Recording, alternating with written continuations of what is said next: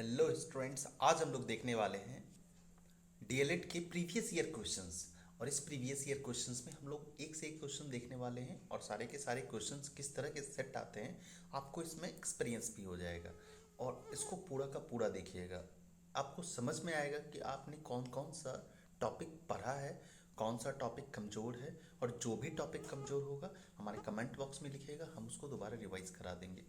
ठीक है, तो चलिए स्टार्ट करते हैं हम लोग।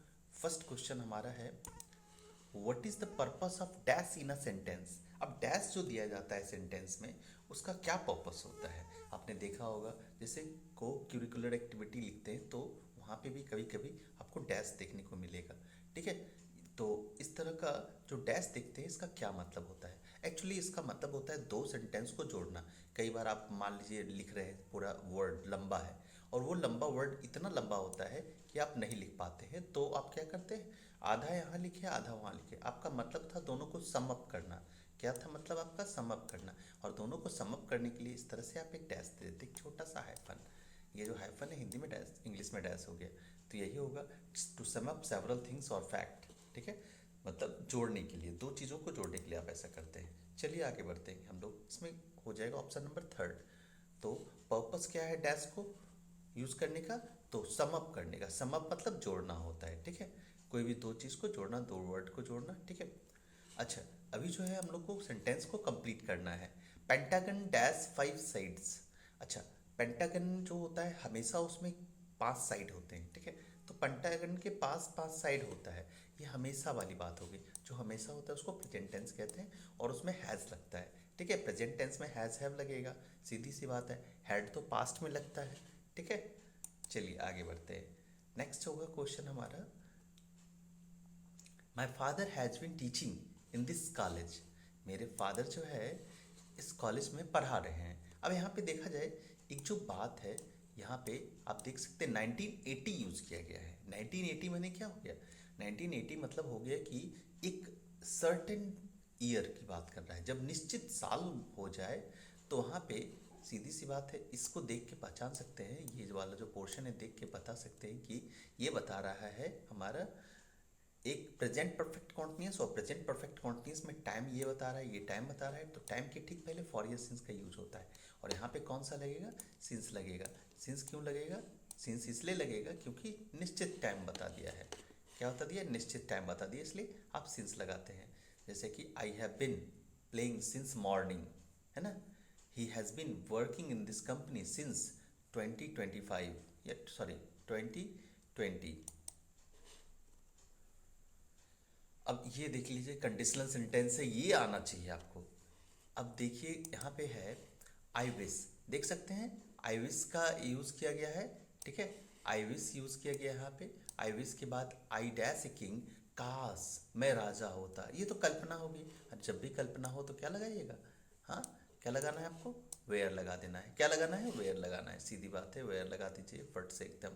ठीक है, आई विश, इफ़ वगैरह जैसे कल्पना दिखाने में यूज हो जाए, एज इफ भी कल्पना दिखाने में होता है, तो इन सब में क्या लगा दीजिएगा, आई के साथ वेयर लगाइएगा। अगर साथ में वुड का यूज होना चाहिए, लेकिन अगर नहीं भी है तो चलेगा। ठीक है, प्रेजेंट टेंस नहीं होना चाहिए केवल। ठीक है, एज इफ में केवल प्रेजेंट टेंस होता है, याद करें तो हम लोग क्लास में कर चुके हैं। ठीक है, अब देख सकते हैं यहाँ पे पैसिव बनाना है। ठीक है, क्या करना है, पैसिव बनाना है।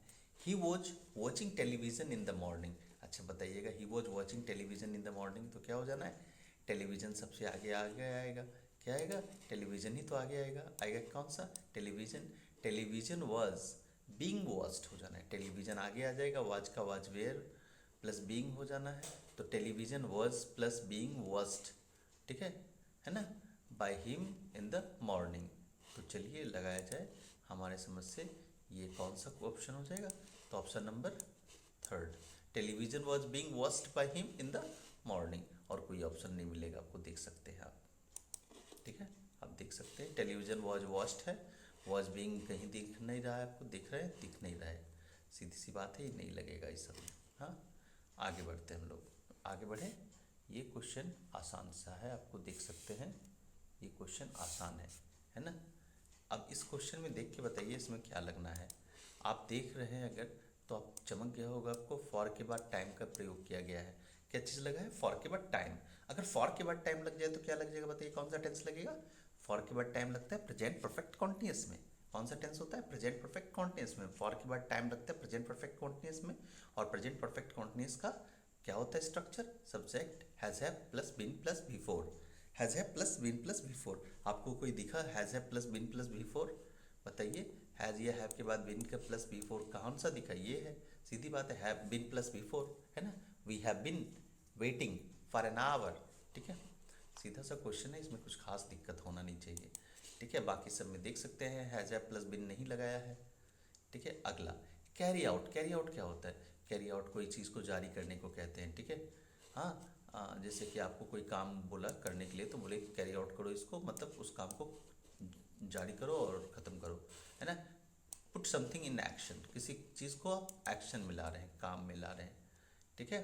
चलिए, माई सिस्टर सेड, देखिए यहाँ से पढ़ना है आपको। My sister said I will make sure to help you, है ना। समझ में आया आपने क्या कहा, कहाँ से आपको पढ़ना है, वहाँ से पढ़ना है। अब यहाँ देखिएगा, माई सिस्टर सेड डैट, समझ गए, माई सिस्टर सेड डैट। अच्छा, अब यहाँ पे आई जो है चेंज होगा माई सिस्टर के अनुसार से, तो सी हो जाना है। अब she would make sure to help me, अब देख लीजिए कौन सा है, ठीक है। सी वुड कहाँ है, और सेड के साथ सी वुड का कॉम्बिनेशन कहीं है क्या, हाँ एक जो दिख रहा है आपको, टोल्ड लगा दिया इसने, ठीक है। यहाँ पे देख सकते हैं एश्योर्ड, एश्योर्ड लग जाएगा तब, टोल्ड नहीं लगता है। अब जानते हैं टोल्ड तभी लगता है जबकि ऑब्जेक्ट होता है, ये गलती मत कीजिएगा कभी भी। टोल्ड तब तक नहीं लगेगा जब तक कि ऑब्जेक्ट ना हो, ठीक है। अब यहाँ पे देख सकते हैं ये भी खत्म हो गया, ये भी खत्म हो गया, ठीक है। अब ये सेड था, यहाँ मस्ट कहाँ से आ गया, देख सकते हैं मस्ट की तो बात ही नहीं थी, मस्ट कहाँ से आ गया, तो ये भी खत्म हो गया, बस एक बच्चा एश्योर्ड, है ना, निश्चित किया, निश्चिंत किया, है ना। एकीन टू, ठीक है। एकीन टू माने होता है सिमिलर, है ना, एक जैसा, एक जैसा, है ना। एज फॉर एग्जाम्पल बोलते हैं आप क्या, फॉर मी, मेरे लिए है ये, है ना। पिज़्ज़ा जो होता है ना, पिज़्ज़ा इज़ एकीन टू मेज़ ब्रेड, मतलब मकई का रोटी के जैसा होता है पिज़्ज़ा, ठीक है। तो एकीन आप यूज़ कर सकते हो वहाँ पे, ठीक है। अब कुछ लोग को बहुत अच्छा लगता है, अलग बात है। आप देख सकते हैं अगला है क्या, है ना। डेली वर्ड का यूज़ किया गया है, डेली कौन सा टेंस लगता है बताओ, डेली में कौन सा टेंस लगता है, डेली में सिंपल प्रेजेंट टेंस लगता है या प्रेजेंट इंडेफिनिट लगता है, बताइए अब कौन सा हो गया, बताइए। सब्जेक्ट प्लस V1 या V5 वॉक्स होगा। वॉ डेली जैसा वर्ड कौन है, एवरी डे है, एवरी मंथ है, एवरी वीक है, एनुअली है, जनरली है, हैबिचुअली है, इस सब का सब वही है। अब बताइएगा, कंबाइन करना है, एकदम इजी सेंटेंस मेरी समझ से, कंबाइन करिए, दोनों को मिला के लिखिए, ठीक है। The servant mopped the room, she found a wallet lying in the corner. Servant जो है मॉपिंग कर रहा है रूम को और उसको मिला कॉर्नर में एक वैलेट। एक बात याद रखिएगा, सब्जेक्ट एक वर्ब एक, तब सिंपल सेंटेंस बनेगा। तो देख सकते हैं एक सब्जेक्ट, हाँ एक सब्जेक्ट मिला है आपको, हाँ सब्जेक्ट एक मिला, देख सकते हैं एक सब्जेक्ट है, यहाँ पे भी एक सब्जेक्ट, यहाँ पे भी। इन सब की बात कर ले पहले हम, एंड है नहीं होगा, ठीक है। देखने के साथ पता चल जाता है, while mopping the room the servant found a wallet lying in a corner, देखिएगा।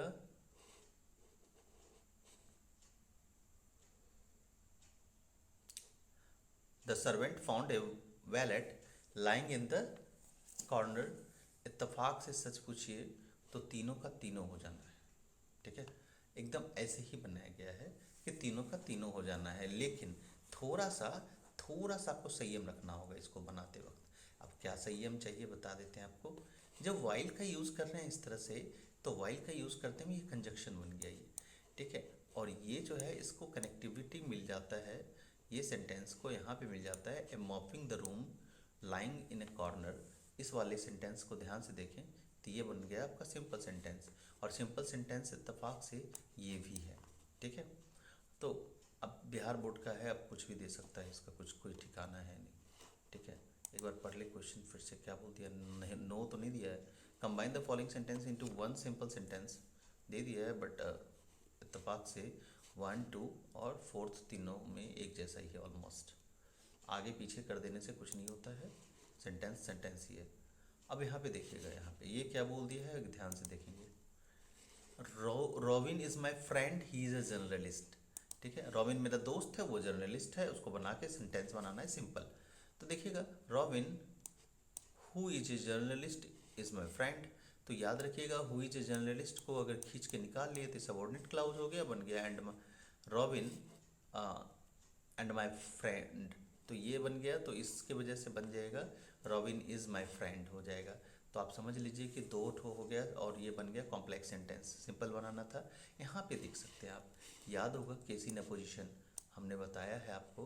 तो ये वाला पूरा सब्जेक्ट ही है एक्चुअली, और बाद में एक वर्ब मिल गया और एक ऑब्जेक्ट मिल गया, जिसकी वजह से बन गया ये सिंपल सेंटेंस। ठीक है, हाँ।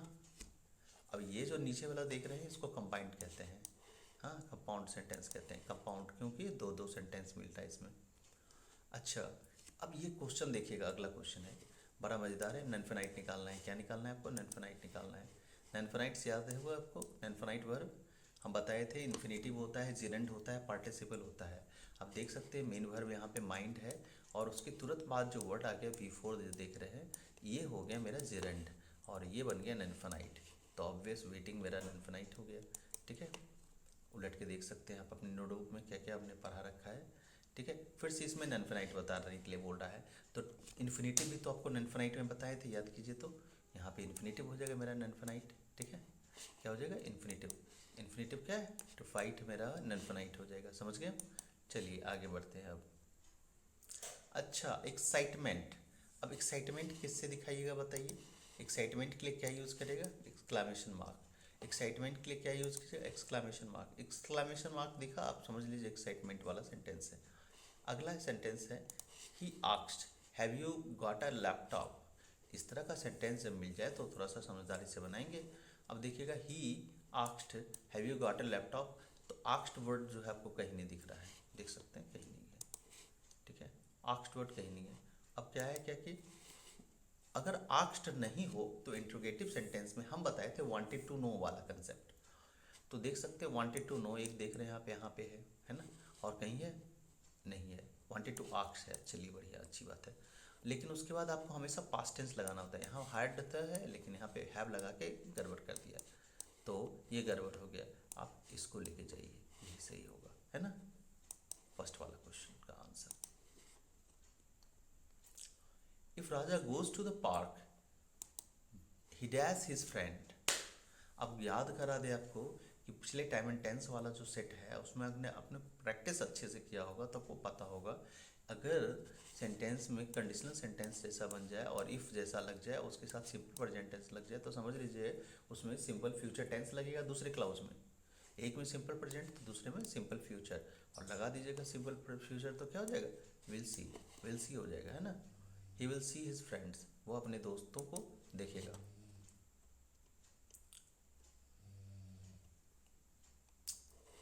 अब देखिएगा, वन ऑफ दीज मैन, है ना, डैश द कल्प्रिट। अब इस तरह का आ गया, एक सब्जेक्ट यहाँ, एक सब्जेक्ट यहाँ है, बीच में प्रेपोजिशन है। ठीक है, तो जब भी इस तरह का आ जाए तो फर्स्ट वाली के अनुसार से आपको वर्ब लगेगा। ठीक है, फर्स्ट सब्जेक्ट के अनुसार से वर्ब लगता है। ये काफ़ी इजी वाला क्वेश्चन है, देखिएगा ज़रा सा। इस तरह के क्वेश्चंस अगर आ रहे हैं तो आपसे बनना ही चाहिए। हम ऐसे मजाक में नहीं बोले थे क्या कि आप लोग जो है अभी अगर आप ध्यान से पढ़ लेते हो तो 25,000 रुपये मान लो कि रोज़ कमा रहे हो। इतना कम पैसा लगता है, प्राइवेट कॉलेज में अच्छे खासे पैसे देने पड़ेंगे डीएलएड के लिए आपको। तो चलिए, ये बहुत ही आसानी से बन रहा है। फर्स्ट सब्जेक्ट के अनुसार से, वन के अनुसार से इज़ लगेगा, लगा दीजिए। चलिए इज़ लगा दिया, है ना, इज़ ही होगा ऑप्शन, कोई और ऑप्शन में मत जाना। ही प्लीज्ड मी। अच्छा याद कीजिए, तो हम लोगों ने बताया था क्या कि ही प्लीज्ड मी का क्या पैसिव होगा? तो बताया कि ये सब्जेक्ट है, ये वर्ब है और ये ऑब्जेक्ट है। तो मी को आप आगे करो, I was pleased with him. I was pleased with him, last वाला सब हो जाएगा आपका। ठीक है, अगला देखा जाए, फिर से सेम सेंटेंस आ गया। आप देख सकते हैं, एक फ्यूचर टेंस है, एक कौन सा टेंस है? फ्यूचर टेंस है। पीछे में कौन सा है? सिंपल प्रेजेंट टेंस लगेगा। फ्यूचर के साथ किसका दोस्ती है? सिंपल प्रेजेंट टेंस के साथ। अगर हम बात करें तो लगता है कोई एक नॉर्मल प्रैक्टिस सेट दे रखा है इसने। टाइम एंड टेंस से 5-5 क्वेश्चन है, अब क्या चाहिए आपको, है ना। टाइम एंड टेंस से 5 क्वेश्चन है आपको, वीडियो हमने पहले से बना रखा है, आप एक बार ज़रूर देखिएगा अगर आपने अभी तक नहीं देखा है तो। तो क्या हो जाना है, साइंस होगा। फ्यूचर टेंस के साथ सिंपल प्रेजेंट टेंस और एकदम साइंस यहाँ पे फिट बैठेगा। ठीक है,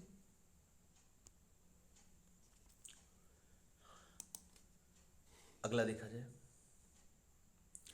ये जो साइन देख रहे हैं आप, ये जो साइन देख रहे हैं, ये साइन क्या चीज़ का साइन है?